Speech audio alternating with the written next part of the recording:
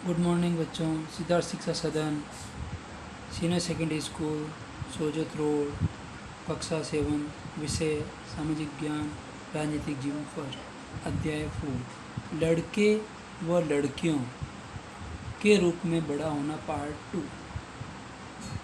तो हमने देखा कि स्त्रियां किस प्रकार कार्य करती है, किस प्रकार वो घर को संभालती है, घर का काम करती हैं। तो उसमें देखते हैं कि घरेलू काम का मूल्य, कि संपूर्ण विश्व में घर के काम की मुख्य जिम्मेदारी स्त्रियों की ही होती है। किनकी होती है? स्त्रियों की ही होती है। अब स्त्रियां ही अपना संपूर्ण जिम्मेदारी समझती है और पुरुष एकदम फ्री होकर आराम से रिलैक्स पे बैठ जाते हैं। अब यहाँ पे वो उनकी हेल्प के लिए भी नहीं करते, हेल्प के लिए भी नहीं कहते हैं। तो अब देखिए, घर के अंदर किए जाने वाले कार्यों को महत्वपूर्ण नहीं समझा जाता। अब देखो, ऊपर से ये भी समझते हैं कि घर के काम क्या, उन कार्यों को भी महत्वपूर्ण नहीं समझा जा रहा है। जो कि अगर ये घर के काम नहीं हो तो एक दिन का इस प्रकार लॉकडाउन हो जाता है। हर कार्य में देरी होने लगती है, कोई भी कार्य सही समय पर नहीं हो सकता। और देखो, फिर ऊपर से यह भी मान लिया जाता है कि वे स्त्रियों के स्वाभाविक कार्य हैं। बच्चों, अपनी मम्मी को ही देखो आप, कि मम्मी सुबह कितनी जल्दी उठती है, अपने चाय पानी नाश्ता बैग तैयार करना, ये करना, सारा काम करती रहती है। और आप खुद भी देख रहे हो, आपके सामने प्रत्यक्ष रूप से आप देख रहे हो, फिर भी ये मानते हैं कि स्त्रियों के ये स्वाभाविक कार्य हैं, ये तो इनकी जिम्मेदारी है। क्यों, अपनी जिम्मेदारी नहीं है क्या? अपनी भी जिम्मेदारी थी। इसके बाद भी देखो, अगर मम्मी आपसे जो कार्य कर रही है उसके लिए अगर पैसे मांगे तो कि देखो, मैं भी आज सारे दिन काम किया, पापा से पैसे मांगे, लो मुझे भी दो पैसे, मांगे तो इसलिए देखो, इसलिए उनके लिए पैसे देने की कोई ज़रूरत नहीं थी। ऊपर से ये भी कहते हैं कि ये तो उनको स्वाभाविक कार्य हैं, उनको पैसे देने की ज़रूरत भी नहीं है। और समाज इन कार्यों को अधिक महत्व भी नहीं देता, ये भी नहीं करता। हर तरह से उनको ये घरेलू कार्य करवाते हैं। घर पर कार्य करने वालों का जीवन। अब देखिए बाप, घर पर कार्य करने वालों का जीवन किस प्रकार होता है, क्या महत्व दिया जाता है, नहीं दिया जाता है, वो भी देखते हैं। बहुत सारे घर पर कार्य करने वालों का जीवन, उनको शारीरिक मानसिक प्रताड़ित करना, डांटना, पीटना, सुबह कितनी जल्दी वो उठते हैं, अपने खुद का घर का कार्य करते, फिर दूसरे घर पे कार्य करने के लिए आते हैं, शहरों नगरों गाँव ढाणियों, इस प्रकार बहुत सारे हर जगह हर प्रकार के कार्य होते हैं। लेकिन फिर भी उनको कोई सम्मान नहीं देना, उनके कार्य को महत्व नहीं देना। और इस प्रकार देश में कई स्त्रियां, पुरुष, लड़के लड़कियां काम के लिए रख लिए जाते हैं। और अपने आसपास बहुत सारे देखते हैं, अपन बड़े घरों में स्त्रियाँ किस प्रकार कार्य करती है, बच्चे छोटे छोटे बच्चे किस प्रकार झाड़ू पोछा करते हैं। वो बहुत सारे घरों में, विशेषकर शहरों और नगरों, बड़े बड़े नगरों में लोगों को घरेलू काम के लिए लगा लिया जाता है। आप कभी कभी नहीं देखते हो, ऑन रोड पे भी कुछ छोटे छोटे लड़के स्त्रियाँ वो मैला ढोते रहते हैं, कचरा बीनने वाले भी होते हैं। और उसके बावजूद आप कहीं घरों में जाते तो घरों में नौकर वगैरह भी होते हैं, बहुत सारे काम भी करते हैं। वे बहुत सारे काम करते हैं, झाड़ू लगाना, सफाई करना, कपड़े बर्तन धोना, खाना पकाना, छोटे बच्चों बुज़ुर्गों की देखभाल करना, इस प्रकार वो कार्य करते हैं। उसके बावजूद भी उनको महत्व नहीं देना। घर का काम करने वाली अधिकांश स्त्रियां होती है। कौन होती है? ज़्यादातर स्त्रियां होती हैं। कभी कभी इन कार्यों को करने के लिए छोटे लड़के व लड़कियों को काम पर रख लिया जाता है। देखो, काम पे रख लिया जाता है, लेकिन कुछ सरकारी कानून भी है कि छोटे बच्चों को किसी भी कारखाने या किसी प्रकार के वो कार्य नहीं करवा सकते। फिर भी वो छोटे लड़कों लड़कियों को काम पे रख देते हैं और उन्हें मजदूरी भी कम दी जाती है। सबसे बड़ी बात ये कि इनके पीछे उनका एक ही मकसद होता है कि छोटे बच्चे हैं, और कुछ पेरेंट्स, गरीब पेरेंट्स भी होते हैं जो देखते हैं कि बड़े घरों में रहेंगे बच्चे तो कुछ सीख जाएंगे, कुछ काम करना सीख जाएंगे तो उनका भविष्य अच्छा होगा। और ये लोग क्या करते हैं, जो जहाँ पे काम करते हैं, जो मकान मालिक होते हैं, वो उनको पैसे भी कम देते हैं, मजदूरी कम देते हैं और कपड़े और खाना दे देते हैं। ये थोड़ा गलत लगता है कि उनको उन हिसाब से तो काम ज़्यादा करवाते हैं, मजदूरी कम देते हैं। तो घर का काम सुबह 5 बजे से, अब आप खुद देखो, सुबह 5 बजे से देर रात 12 बजे तक भी चलता रहता है। अब वो बच्चे बेचारे घर या सोएं नहीं सोएं, क्या करें क्या नहीं करें, स्त्रियाँ भी इस प्रकार कार्य करती रहती है और उनके घर पे बच्चे वेट करते रहते हैं, खाने के लिए वेट करते रहते हैं कि मम्मी कब आएगी, कब खाना खिलाएगी, ये करेगी, वो इस प्रकार वो वेट करते रहते हैं। और सुबह 5 बजे से वो पैरों पर खड़े होते हैं और रात को 12 बजे भी पूरा दिन निकल जाता है। जी तोड़ मेहनत के बावजूद भी न सम्मानजनक व्यवहार नहीं करते। बड़े शहर हो या छोटे कस्बे, सभी जगह ये सोचते हैं। अब देखिए, वो जी तोड़ मेहनत के बावजूद भी कभी सम्मानजनक उनको व्यवहार नहीं देते, नहीं करते हैं। बड़े शहरों में, दिल्ली जैसे शहरों में या छोटे कस्बे, सभी जगह ये सोचते हैं कि क्या हम सम्मानजनक व्यवहार के योग्य नहीं हैं। अब उनके मन में भी कभी कभी ये चीज़ें आ जाती हैं कि हम इतनी मेहनत करते, इतना कार्य करते हैं, सुबह से शाम तक इनके काम करते रहते हैं, और फिर ये सोचते हैं कि काम के बदले हम पैसे भी तो दे रहे हैं। पैसे का सवाल नहीं, जो काम करेंगे वो पैसे तो लेंगे ही, लेकिन कुछ सम्मान भी मिलना चाहिए। शारीरिक श्रम,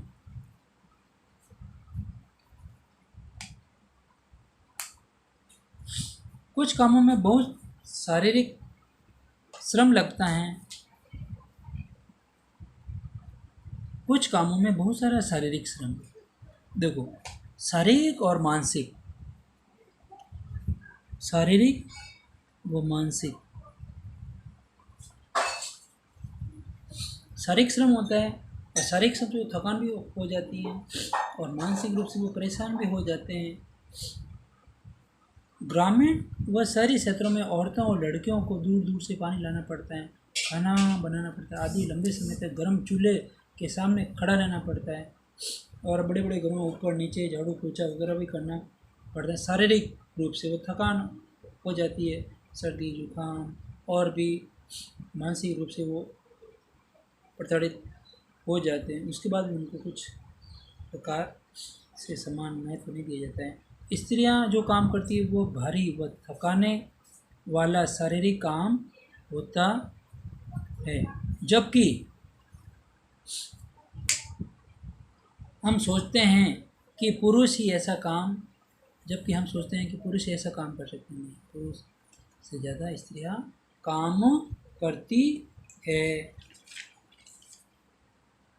अब देखिए, इसके बाद अपन देखते हैं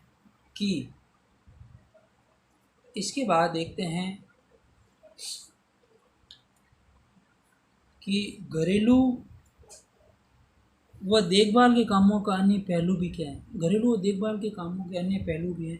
इन कामों का महत्व नहीं देते हैं, वह है इन कामों में लगने वाला लंबा समय। अब देखिए, काम बहुत सारे होते हैं। काम जो मैंने आपको कहा है कि सुबह 5 से रात को 12 बजे तक घर में जो स्त्रियां व जो लड़के जिनको बड़े घरों में काम के लिए लगा दिया जाता है, उन कामों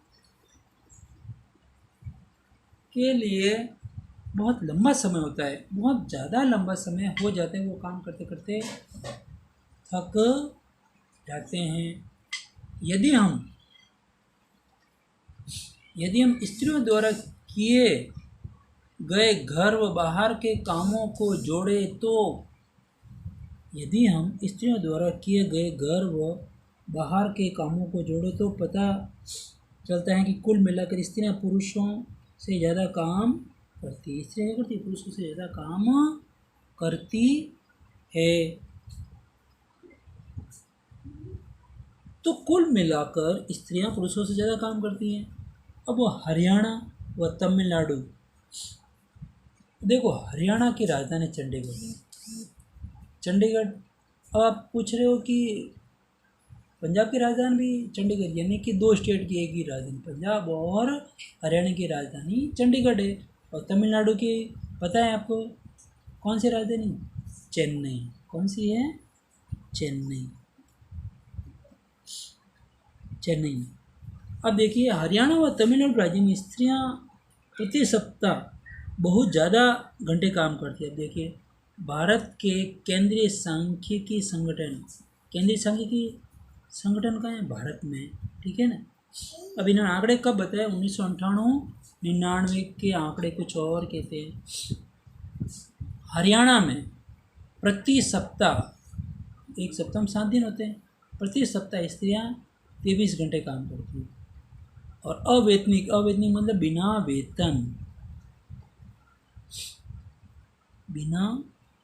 वेतन वो 30 घंटे काम करती है। और कुल घंटे तो कोई पता नहीं।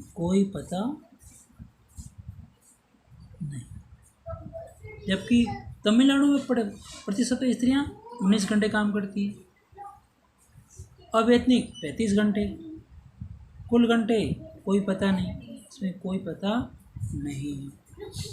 जबकि पुरुषों के वेतन सहित घंटे, देखो हरियाणा में 38 घंटे काम तो करते हैं लेकिन वेतन कितना लेते हैं ना, तमिलनाडु में 40 घंटे, और कुल घंटे है ही नहीं, कुल घंटे नहीं है। और अवैतनिक घंटे सिर्फ 2 घंटे, तमिलनाडु 4 घंटे, कुल घंटे तो इनके है ही नहीं कि अनलिमिटेड तो काम कर नहीं रहे, यानी कि लगातार।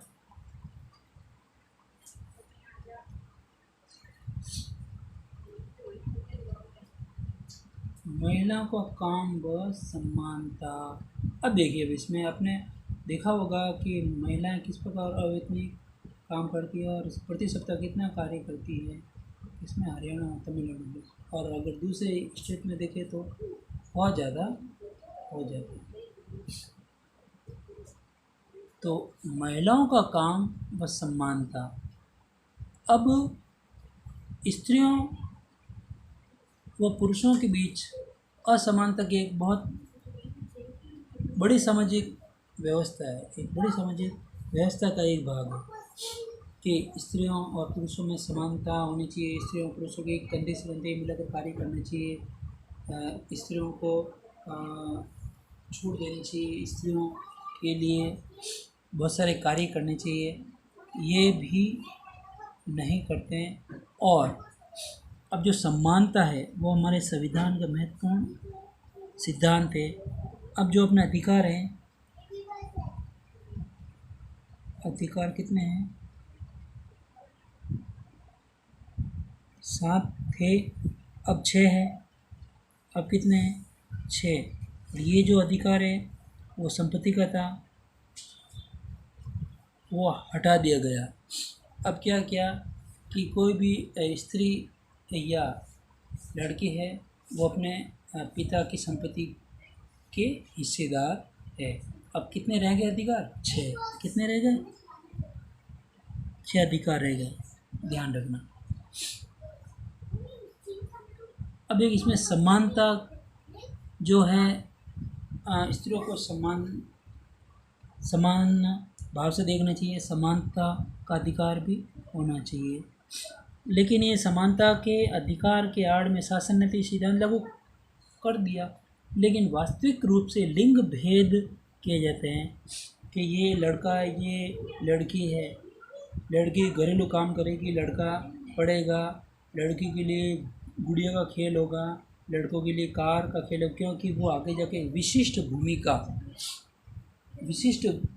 भूमिका को देखते हुए उनको बचपन से ही ये चीज़ें सिखा दी जाती है। उनके आकार प्रकार सारे के रूप से लिंग भेद किया जाता है। उनको कम बोलना, सीधे आना, सीधे जाना, और लड़के रौबदार बातें करते रहते हैं।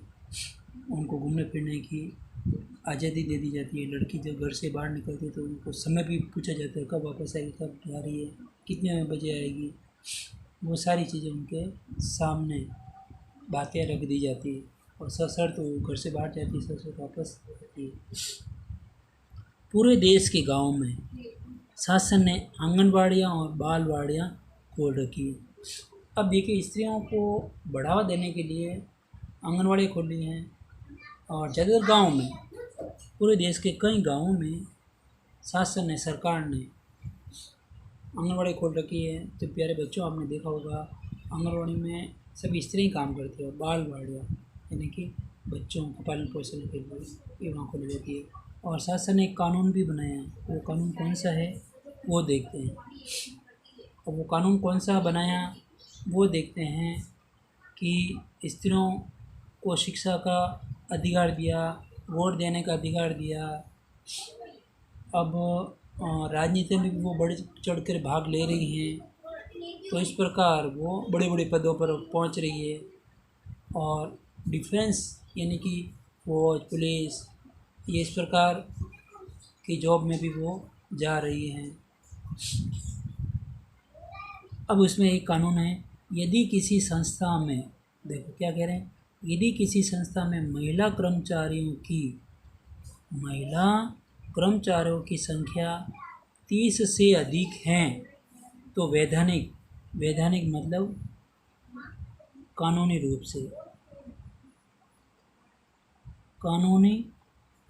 से बालवाड़ी यानी क्रेश की सुविधा होगी।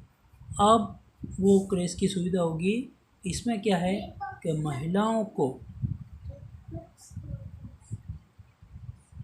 घर से बाहर जाकर काम करने की सुविधा भी दी जाएगी।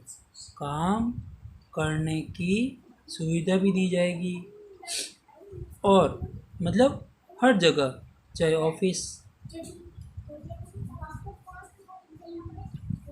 बैंक, स्कूल, अस्पताल आदि। और लड़कियों को स्कूल जाना भी संभव हो सकता। आज भी गांव में संकीर्ण सोच है, गांव में लड़कियों को नहीं पढ़ाते हैं कि हाँ भाई 5वीं तक पढ़ ली, 8वीं तक पढ़ ली, बहुत है। अब स्कूल 10th तक 12th तक स्कूल बाहर है तो हम नहीं पढ़ाएंगे, तो वो भी अब संभव हो पाया है। इसलिए हमें हमेशा ही संकीर्ण सोच नहीं रखनी चाहिए। संपूर्ण सोच के साथ, सकारात्मक सोच के साथ आगे बढ़ना चाहिए। स्त्रियों और बालिकाओं को कार्य के लिए स्वच्छंद रूप से अनुमति देनी चाहिए। तो इस प्रकार आपको वीडियो सुनना है, समझना है, और जो ये प्रश्न है आपके सामने, इन प्रश्नों को अच्छी तरह से समझना है। प्रत्येक प्रश्न का आंसर ढंग से देना है कि कौन कौन से कार्य कैसे किए जाते हैं, कौन कौन से प्रश्न का उत्तर कहाँ है। प्रश्न लिखना है, आंसर लिखना है, फिर लाइन खींचनी है, और चैप्टर का नाम लिखना, डेट लगाना, सुंदर राइटिंग लिखनी। ठीक है, थैंक यू।